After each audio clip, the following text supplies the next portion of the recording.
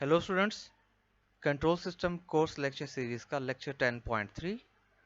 The topic is bode plot for system gain के।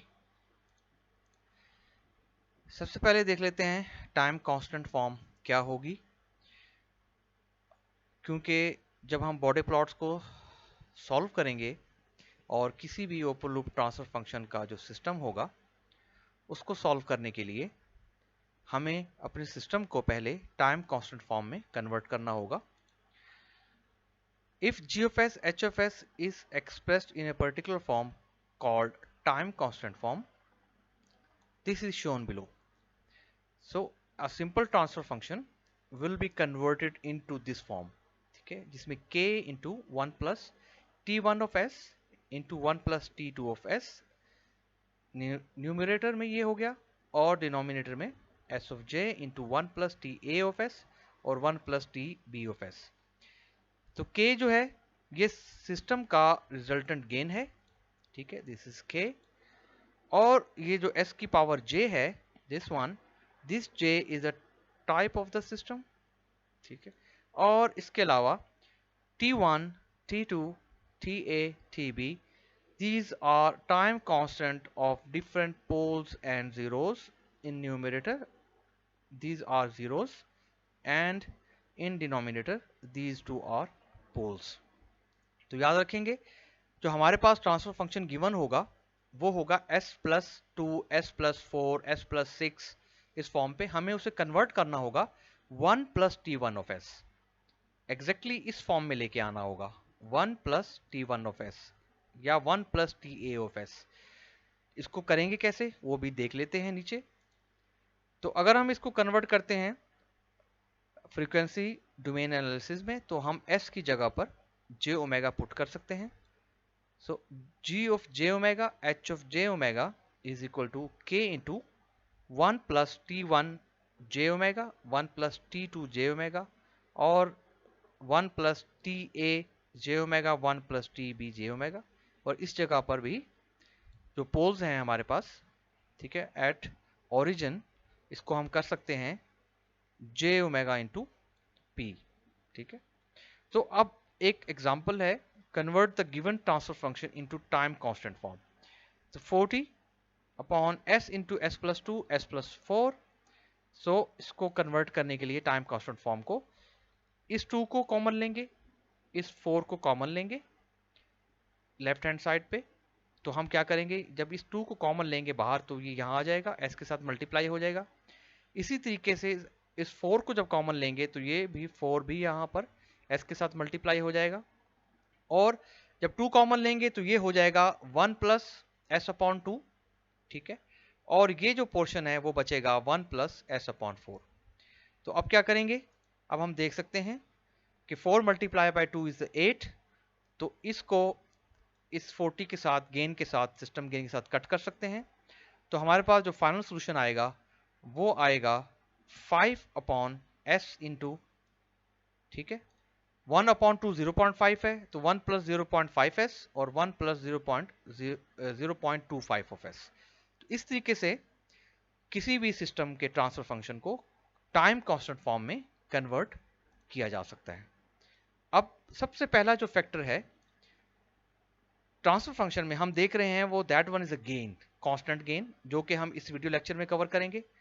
इससे next video lecture में हम करेंगे पोल्स एट ओरिजिन और उससे नेक्स्ट लेक्चर में हम कवर करेंगे जो कांस्टेंट है हमारे पास, ये जो टाइम कांस्टेंट्स हैं डिफरेंट जीरोज एंड पोल्स के, इनको कवर करेंगे।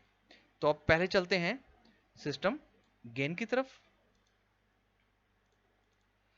तो फैक्टर 1 जो है वो सिस्टम गेन के है, ठीक है। तो अगर हम ये कहते हैं कि g of s h of s is equal to k, तो it's mean g of j omega h of j omega is equal to k plus j0, ठीक है। We don't have any rectangular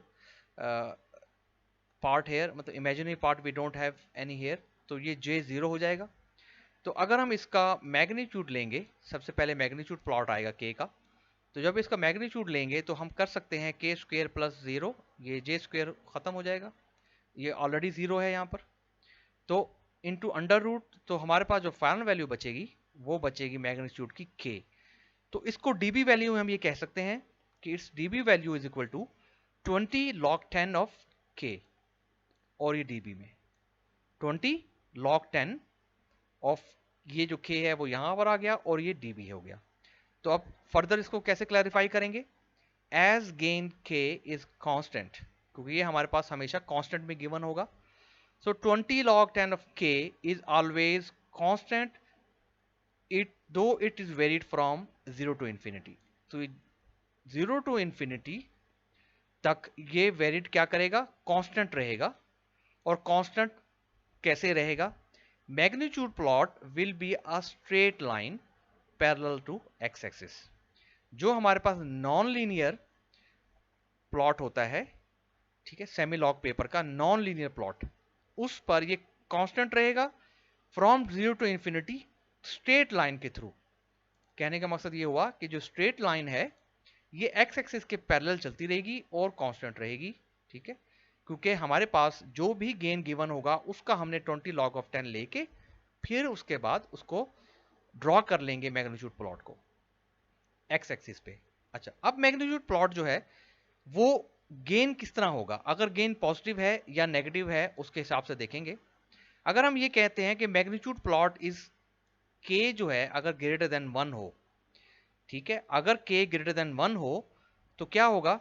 is a line parallel to X axis at a distance of 20 log of k। वो जो हम निकालेंगे constant की value 20 log की, कहां पर होगा? अबव 0 dB रेफरेंस लाइन, ठीक है। जो भी सेमीलॉग पेपर में 0 dB रेफरेंस लाइन ली जाएगी उससे ऊपर होगा अगर k इज ग्रेटर देन 1 हो। अगर k इज लोअर देन 1 हो तो इसका मतलब है कि it is a distance of 20 log of k below 0 dB reference line. तो अब ये देख लेते हैं नेक्स्ट ग्राफ में। नेक्स्ट स्लाइड में एक ग्राफ अवेलेबल है k का, k किस तरीके से, कि अगर k ग्रेटर देन 1 है तो किस तरीके से ड्रॉ किया गया है, और k लोअर देन 1 है तो किस तरीके से ड्रॉ किया गया है फॉर द मैग्नीट्यूड प्लॉट। ये हम देख सकते हैं कि आप गौर करें, this one is a 0 dB line, okay, this is a 0 dB line. अब इस 0 dB लाइन से अगर हम लेते हैं this one, if k is greater then 1, तो इसका मतलब यह हुआ कि इस 0 dB लाइन से ऊपर की साइड पे एक्स एक्सिस की साइड पे, मतलब this one is X axis and this is a constant line, okay, parallel to X axis. तो इस तरीके से ये ऊपर की तरफ जाएगा। और अगर ये k इज लोअर देन 0 होगा तो इसका मतलब ये होगा कि 20 log of k is downward होगा फ्रॉम दिस 0 dB लाइन, ठीक है, इस 0 dB लाइन से डाउनवर्ड होगा। और अगर k इज ग्रेटर देन 1 है तो इस 0 dB लाइन से अपवर्ड होगा। अगर हम ये कहते हैं कि मैग्नीट्यूड प्लॉट करें for k is equal to 10, तो हम ये देखेंगे कि जो magnitude plot for the value of k 10 इस पॉइंट पर आ रहा है, ठीक है, 0 dB लाइन से ऊपर यहां पर। और इसी तरीके से अगर मैग्नीट्यूड प्लॉट 0.1 का लेंगे, ठीक है, तो मैग्नीट्यूड प्लॉट कहां आएगा? हम देख रहे हैं कि इस पॉइंट पर आ रहा है।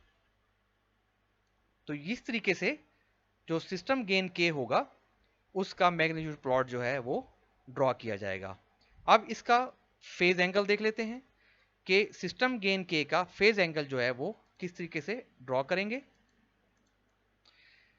हम लेते हैं g of j omega h of j omega is equal to k plus j 0।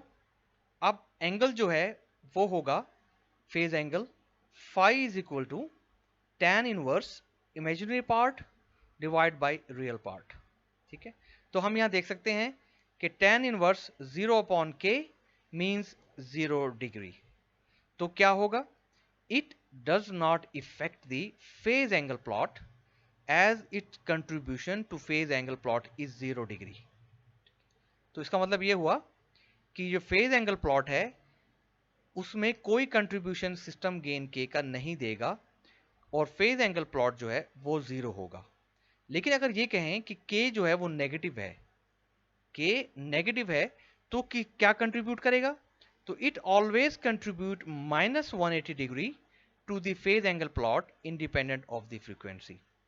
तो हम यहां देख सकते हैं कि अगर 0 डिग्री है, कहां पर है? If k is greater than 0, this line, ठीक है। And for k is greater than 0, it's mean no angle, so the angle is only 0 degree.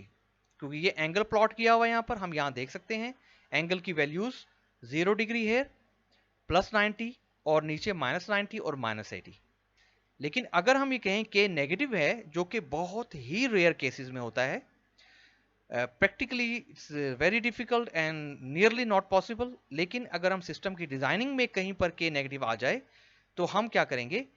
For के इज लोअर देन 0, ठीक है, एंड कंट्रीब्यूट ऑलवेज -180 डिग्रीज। तो बस ये 2 point ध्यान में रखने हैं। For greater than 0 it will not contribute any angle, only 0 degree. If k is negative, it will contribute -180 degree. तो पहला जो पार्ट है, फैक्टर है सिस्टम गेन का, वो यहाँ पर कंप्लीट होता है। Thank you students.